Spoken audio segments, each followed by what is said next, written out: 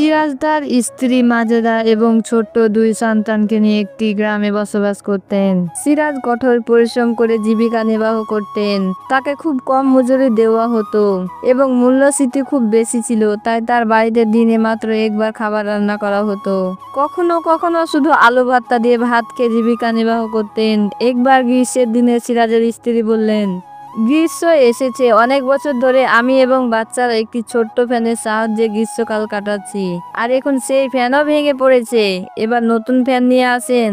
এখন সেই পুরনো ভাঙা ফ্যানে গরম মেটানো যায় না। গরমে ভুগতে থাকা শিশুদের দেখে কান্না আসে। বাচ্চাদের দেখে আমারও কান্না আসে। আমি এক হতভাগা বাবা যে বাড়িতে ফ্যান আনতে পারি না। মাজেদা, তুমি জানো আমার প্রতিদিনের উপার্জন দিয়ে সংসার চালানো আমার পক্ষে কঠিন হয়।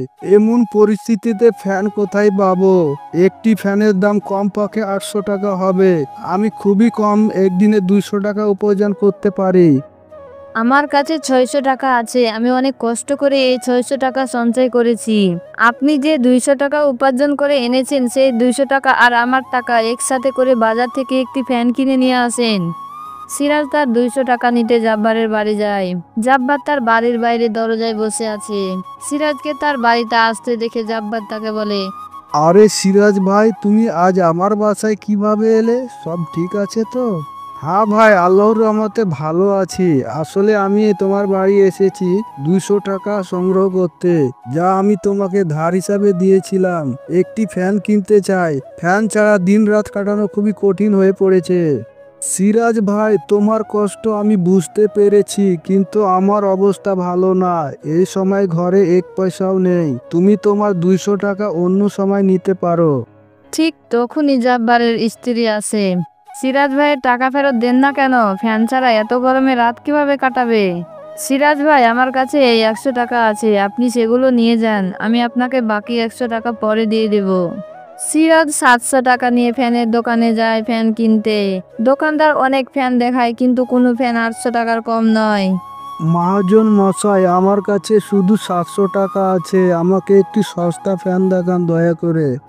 আরে ভাই, 800 টাকার নিচে কোনো ফ্যান নেই। মহাজন মশাই, আমাকে 800 টাকা ফ্যানটি দিন। আমি আপনাকে 100 টাকা পরে দেব এবং কি 1 সপ্তাহের মধ্যেই দিয়ে দেব। আমরা এরকম গরিবকে ধার দিই না। কে তোমাকে অনুসরণ করবে? তোমার পিছন পিছন ঘুরবে। তুমি আমার 1 ঘন্টা নষ্ট করেছো। তোমার পকেটে আছে 700 টাকা এবং কি তুমি ফ্যান কিনতে এসেছো 800 টাকার। গরিব লোকটি মহাজনের কথা শুনে হতাশ হয়ে বাড়ির দিকে চলতে লাগে। সে পথে ভাবতে থাকে, কেমন আশ্চর্য লাগে, সারাদিন কাজ করি আর তবুও ঘরে বিশ্রামের কোনো সুযোগ নেই। শীতকালে ঠান্ডায় কষ্ট এবং কি গ্রীষ্মকালে সমস্যায় পড়তে হয়। আমি যখন আমার সন্তানদের সুখ দিতে পারি না, তখন এমন জীবন যাপন করে কি লাভ? বেচারা মাজেদা বাড়ি থেকে বের হওয়ার সময় আমাকে বলেছিল একটি ফ্যান আনতে। এখন আমি কি উত্তর দেব? আমার জন্য ওই গরিব মেয়েটি কতই সমস্যায় পড়েছে। আমি এখন কি করব? আমি কোথায় যাব? সিরাজ রাস্তা দিয়ে যখন যাচ্ছিল, তখন সিরাজ দেখেন এক বৃদ্ধ মানুষ গরমে অস্থির, যে কোনো গভীর চিন্তায় হারিয়ে আকাশের দিকে তাকিয়ে আছে। সেই বৃদ্ধের দিকে তাকিয়ে মনে হলো সে বড় কষ্টে আছে, কিন্তু সিরাজ তাকে দেখে এগিয়ে যায়। কিছু দূর যাওয়ার পর সিরাজ ভাবতে থাকে, আমি কতটা নিষ্ঠুর! আমি সেই বৃদ্ধকে গরমে ভুগতে দেখে চলে যাচ্ছি। মনে হয় বৃদ্ধটি গরমে মারা যাবে। আমি জানি না সে কি কিছু খাবে। কতটা খারাপ হবে যদি আমি তাকে এই অবস্থায় রেখে চলে যাই। তবে আমার তাকে সাহায্য করা উচিত। তারপর সিরাজ ঘুরে বৃদ্ধের কাছে গেল। সেই লোকটিকে গরমে ভুগতে দেখে সিরাজ তার জন্য করুণা অনুভব করলেন। তারপর লোকটিকে বললেন, চাচা, এই গরমে এখানে বসে আছেন কেন? আপনার কি কিছু সাহায্য দরকার? ছেলে, আমার সাহায্য দরকার, কিন্তু তুমি কি আমাকে সাহায্য করতে পারবে? তোমার পোশাক তোমার নিজের আর্থিক অবস্থা বলে। চাচা, আমার সাধ্যের ভিতর হলে অবশ্যই আমি আপনাকে সাহায্য করব। বেশি না হলে অন্তত কিছু টাকা দেব। ছেলে, আমি একজন সুদখোর ঋণদাতার কাছ থেকে সুদের টাকা নিয়েছিলাম, তাই সে আমার বাড়ি কেড়ে নিয়ে আমাকে বাড়ি থেকে বের করে দিয়েছে।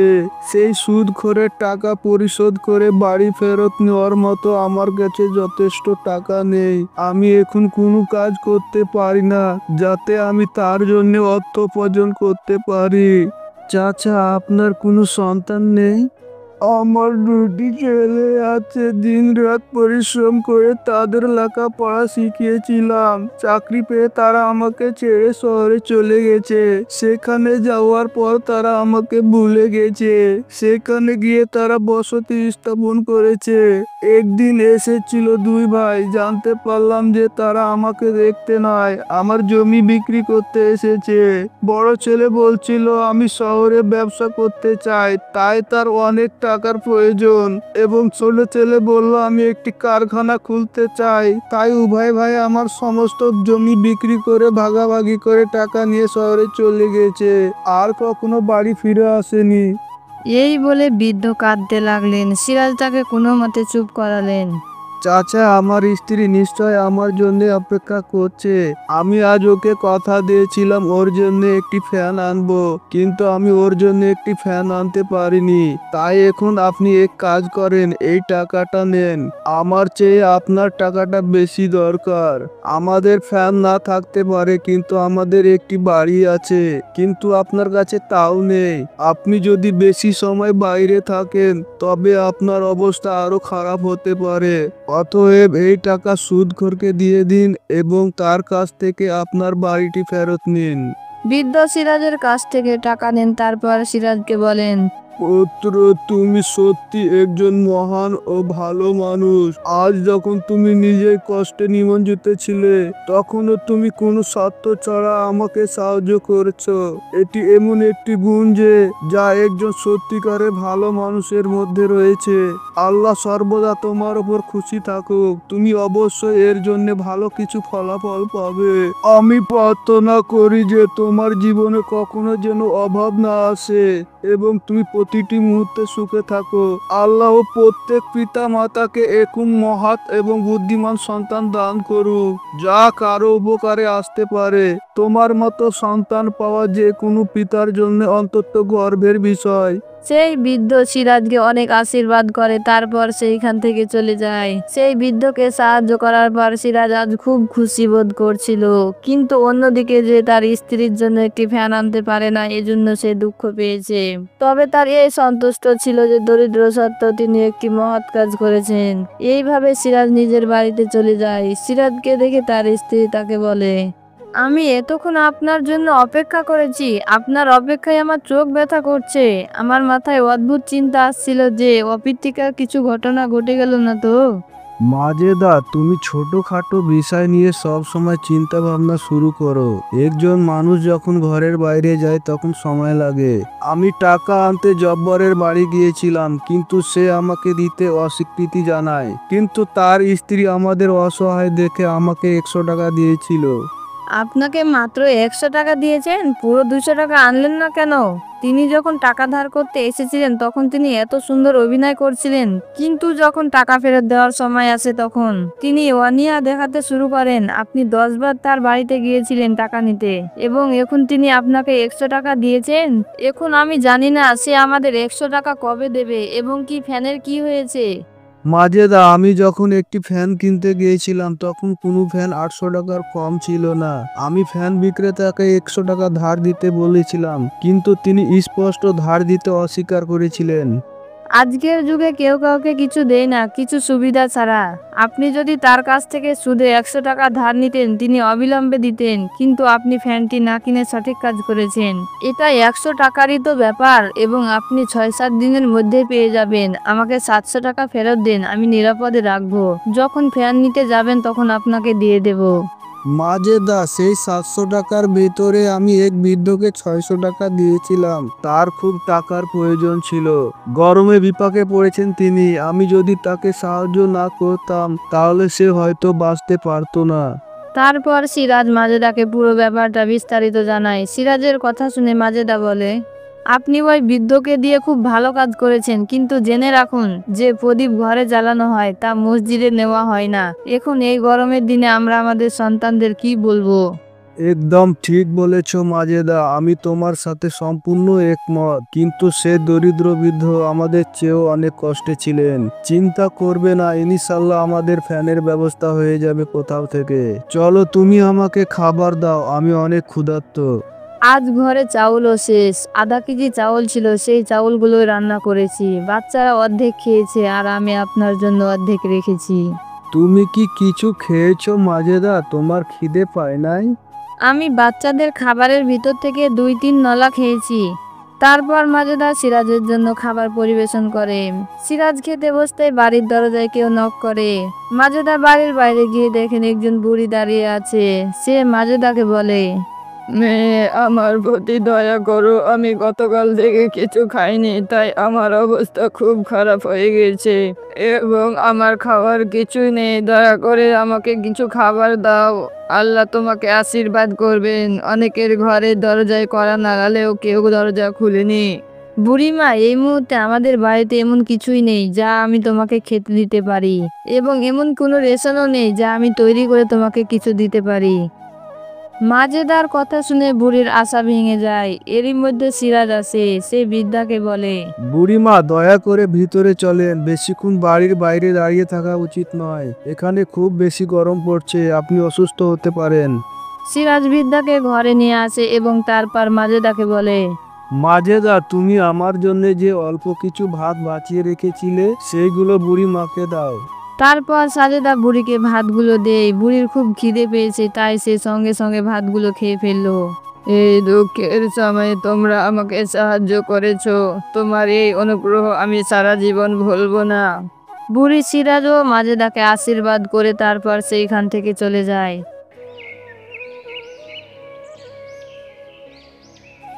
পরের দিন সকালে মাজেদা সিরাজকে বলে যে, আপনিও কাল রাত থেকে কিছুই খাননি আর বাচ্চারাও একটু খেয়ে ঘুমিয়ে গেল। আপনি এক কাজ করেন, আপনার কাছে যা টাকা বেঁচে আছে তা দিয়ে বাড়ির জন্য রেশন আনেন। তার স্ত্রীর অনুরোধে সিরাজ বাড়ির জন্য রেশন নিতে বাজারে চলে যায়। পথে সে শুনতে পায় এক বৃদ্ধের কান্নার আওয়াজ। বৃদ্ধ তার ছেলেকে বলছিলেন, ছেলে, তুমি আমার কথা শুনছো না কেন? আমি কতদিন ধরে বলছি আমার অসুস্থতা বাড়ছে। বাবা, তুমি আমাকে ডাক্তারের কাছে নিয়ে যাও। বাবা, তুমি জানো তোমার চিকিৎসার টাকা কোথায় পাবো? আমার কাছে 1 টাকাও নেই, কিন্তু বারবার এই কথা বলে আমাকে কেন বিভ্রান্ত করো? তখন সিরাজ সেই বৃদ্ধের কাছে যায় এবং তাকে তার কান্নার কারণ জিজ্ঞেস করে। তখন বৃদ্ধ তাকে বলে যে, আমি আমার এই ছেলেটিকে বড় করার জন্য দিনরাত পরিশ্রম করেছি, অনেক পরিশ্রম করে তাকে বড় করেছি। তার বয়স যখন 2 বছর ছিল তখন তার মা মারা যান। আমি চাইলে আবার দ্বিতীয় বিয়ে করতে পারতাম, কিন্তু আমি তা করিনি, কারণ আমার ভয় ছিল যে দ্বিতীয় স্ত্রী তাকে কষ্ট দিতে পারে এবং তার জীবন নষ্ট হয়ে যেতে পারে। আর আজ যখন আমি বুড়ো হয়ে গেছি, সে আমাকে কোনো ডাক্তারের কাছে নিয়ে যায় না, আমাকে কোনো চিকিৎসাও করে না রোগের। তখন বৃদ্ধের ছেলে বলে, আমি একমত যে তিনি আমাকে অনেক কষ্ট করে লালন পালন করেছে, আমাকে যুবক করা পর্যন্ত লালন পালন করেছে, কিন্তু আমি অসহায়। ওকে ডাক্তারের কাছে নিয়ে যাওয়ার মতো আমার কাছে কোনো টাকা নেই। বাবা ছেলের কথা শুনে সিরাজের মন খারাপ হয়ে গেল এবং তারপরে সে তার 100 টাকা দিয়ে দেয়, যেটি সে বাড়ির জন্য রেশন কিনতে যাচ্ছিল। বৃদ্ধের ছেলেকে বলে যে, আমারও এই 100 টাকা খুবই দরকার, কারণ আমার বাচ্চারা খুবই ক্ষুধার্ত এবং এই 100 টাকা দিয়ে আমি আমার বাড়ির জন্য রেশন কিনতে যাচ্ছিলাম, যাতে আমার পরিবারকে আমি খাওয়াতে পারি। কিন্তু সময় মতো তোমার বাবার চিকিৎসা না হইলে তার জীবন নষ্ট হয়ে যেতে পারে। তুমি এই 100 টাকা নিয়ে তোমার বাবার চিকিৎসা করাতে পারো। বাবা ছেলে দুজনে 100 টাকা নেন এবং সিরাজকে অনেক আশীর্বাদ দেন এবং তারপর তারা চিকিৎসার জন্য চলে যান। আর এখানে সিরাজ খুব বিষণ্ণ মনে একটা গাছের নিচে বসে মনে মনে ভাবে, হে আল্লাহ, আমি কি করব? নিজের চেয়ে অন্যের কষ্ট দেখি বেশি। আমি যদি রেশন বাড়িতে না নিয়ে যাই, আমার বাচ্চারা ক্ষুধার্ত থাকবে এবং যখন মাজেদা জানতে পারবে যে আমি সেই টাকা অন্য কাউকে সাহায্য করার জন্য দিয়ে দিয়েছি, সে খুব রেগে যাবে। আমি কিছুই বুঝতে পারছি না আমি এখন কি করব। সিরাজ সব ভাবছিল তখন একজন পীর বাবা তার কাছে আসেন এবং সিরাজকে বিষণ্ণ দেখে জিজ্ঞেস করেন, তোরা, তুমি এত মন খারাপ করে বসে কেন আছো? আমাকে বলো। আমি আপনাকে কি বলবো পীর বাবা, আমার এত দুঃখ যে আপনাকে আমি বলে বোঝাতে পারছি না। আমার বাড়িতে কোনো সম্পদ নেই, না কোনো খাবার আছে, না বাচ্চাদের জন্য কোনো একটা ফ্যান আছে, এবং আমি অন্যের কষ্ট দেখতে পারি না। এই মুহূর্তে আমার বাচ্চারা ক্ষুধার্ত এবং আমি তাদের জন্য কোনো খাবার নিয়ে যেতে পারছি না। সিরাজ, আমি তোমার সম্পর্কে সবই জানি, তোমাকেও অনেক দেখেছি। তুমি নিজের প্রয়োজন বলে অন্যকে সাহায্য করো, তাই আমি আজ তোমাকে সাহায্য করতে এসেছি। বাবা, আমি বুঝতে পারছি না আপনি কি বলতে চাচ্ছেন। তারপর পীর বাবা তার ব্যাগ থেকে কিছু জিনিস বের করে সিরাজকে দিয়ে বলেন, পুত্রা, এই মেশিনটা নাও। এই মেশিনটা দিয়ে আইসক্রিম তৈরি করা হয়। এখন গ্রীষ্মের মৌসুম, তুমি আইসক্রিম তৈরি করে গ্রামে বিক্রি করবে, তুমি ভালো উপার্জন করতে পারবে। কিন্তু বাবা, আমি কিভাবে আইসক্রিম তৈরি করতে হয় তা আমি জানি না, আমি এই মেশিন দিয়ে কি করব। চিন্তা করো না পুত্র, এটি কোনো সাধারণ মেশিন নয়, এটি একটি জাদুর মেশিন। আইসক্রিম তৈরি করার জন্য তোমাকে যা করতে হবে তা হলো মেশিনের ভিতরে তোমার প্রয়োজন অনুযায়ী পরিমাণ মতো জল এবং চিনি দিয়ে দেবে। তারপর তুমি যে স্বাদের আইসক্রিম চাইবে তা তৈরি করে তোমাকে পরিবেশন করা হবে। তবে হ্যাঁ, মনে রাখবে, সবার কাছে এই আইসক্রিম মেশিনটি থাকতে পারে না। এটি কেবল সৎ এবং সাহায্যকারী লোকদের সাথেই টিকে থাকতে পারে। তুমি যদি ভালো উপার্জন করতে শুরু করো, তবে এই আইসক্রিম মেশিনটি অন্য কোনো অসহায় ব্যক্তিকে দিয়ে দেবে। আপনাকে অনেক ধন্যবাদ পীর বাবা, আপনি আমাকে অনেক সাহায্য করেছেন। আপনার এই অনুগ্রহ আমি সারা জীবন ভুলবো না। সিরাজ খুশি হয়ে আইসক্রিম মেশিন নিয়ে বাড়ি চলে যায়, কিন্তু তখন তার স্ত্রী তার হাতে রেশনের ব্যাগ না দেখে রাগ করে তাকে জিজ্ঞেস করে, আপনি আজও কাউকে টাকা দিয়েছেন কেন? বাড়িতে নিজের জন্য খাবারের অভাব এবং আপনি সমাজসেবা করতে শুরু করেছেন। আরে মাজেদা, আমার কথা শুনো, আমি আসলে বাড়ির জন্য কোনো রেশন আনিনি, কিন্তু আমি এমন কিছু নিয়ে এসেছি যা দেখে তুমি আনন্দে লাফিয়ে উঠবে। তাহলে বলুন আপনি কি এনেছেন যা আমাদের এবং বাচ্চাদের পেট ভরাতে পারে এবং আমাদের গরম থেকে মুক্তি দিতে পারে। তারপর সিরাজ মাজেদাকে ম্যাজিক্যাল আইসক্রিম মেশিনের কথা বলে।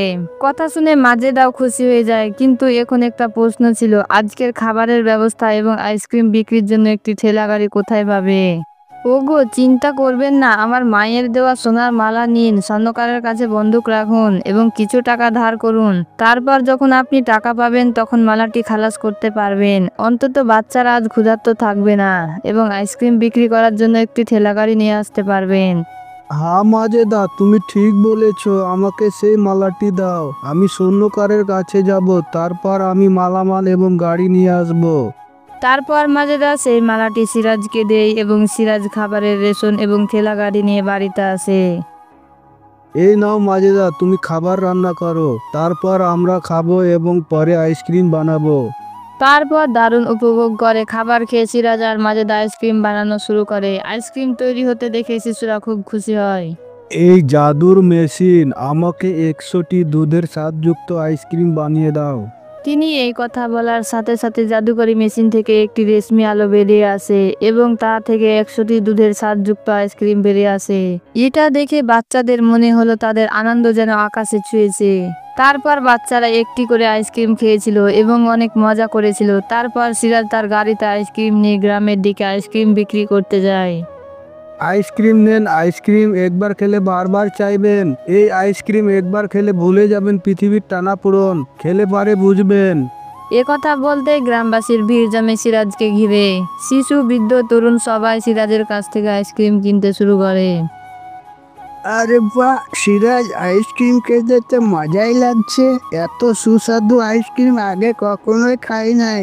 হ্যাঁ সিরাজ ভাই, আপনার আইসক্রিম অন্য সব আইসক্রিম বিক্রেতার থেকে আলাদা। আমার মনে হয় আমি শুধু খেতেই থাকি, আমাকে আরো 2টি আইসক্রিম দিন, আমি আমার সন্তানদের জন্য নিয়ে যাব। এইভাবে সিরাজের সমস্ত আইসক্রিম বিক্রি হয়ে যায় এবং সে ভালো উপার্জন করতে শুরু করে। সিরাজের ভালো উপার্জন দেখে সিরাজের প্রতিবেশী বিশু খুব ঈর্ষান্বিত হয়।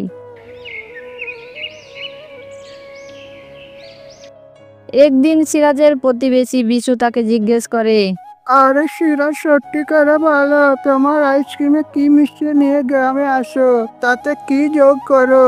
আমি অন্য আইসক্রিম বিক্রেতাদের দেখেছি, কিন্তু তোমার মতন বিক্রি হয় না তাদের। এবং তুমি প্রথম কয়েকদিনে এত দ্রুত উন্নত করেছো। আমি যতদূর জানি একটি ব্যবসা প্রতিষ্ঠিত করতে নিজেকে অনেক সময় লাগে, কিন্তু তোমার ব্যবসা প্রথম দিন থেকেই দ্রুত চলতে শুরু করেছে। তেমন কিছু না বিশু ভাই, গ্রামের অন্য আইসক্রিম বিক্রেতারা সাধারণ আইসক্রিম নিয়ে আসে, আর আমি নিয়ে আসি দুধের স্বাদযুক্ত আইসক্রিম। হয়তোবা এই কারণে হতে পারে। এই বলে সিরাজ আইসক্রিম বিক্রি করতে যায়, কিন্তু ব্যাপারটা বিশুর কাছে একটু অদ্ভুত লাগছে। সে মনে মনে ভাবে, নিশ্চয় একটা রহস্য আছে। এই আইসক্রিম খুব শক্তিশালী। এই গ্রামে আরো অনেক লোক আইসক্রিম নিয়ে আসে, তাদের এইভাবে বিক্রি হয় না। আমাকে কিছু খুঁজে বের করতে হবে। সে আইসক্রিমে কি যোগ করে যেটা গ্রামে সবাই পছন্দ করে। এইভাবে বিক্রি চলতে থাকলে আমাকেও ছাড়িয়ে যাবে না, আমি এটা হতে দিতে পারি না। এরপর বিশু গোপনে সিরাজের বাড়িতে নজর রাখতে শুরু করে। সিরাজ আইসক্রিম বিক্রি করে বাড়ি যাওয়ার সাথে সাথে তার স্ত্রীকে বলে, মাজেদা, টাকাটা আলমারিতে রাখো। আগামীকাল এই টাকা দিয়ে বাচ্চাদের ফি দিবে, এবং একটা কুলার কিনতে পারো, গরম খুব বেশি পড়ছে। এখন আমাদের দিনগুলো বদলে গেছে। আগে ফ্যান চাইতাম, এখন ঘরে কুলার আসতে শুরু করেছে। এই মায়াবী যন্ত্রের কারণে এসব হচ্ছে, নইলে আমাদের কি শক্তি ছিল আজকে কুলার কেনার? এই ম্যাজিক মেশিন না থাকলে আমরা কোথায় থাকতাম কে জানে। বাবা বাবা, আমাকে দয়া করে একটা ম্যাজিক মেশিন থেকে আইসক্রিম বানিয়ে দাও না।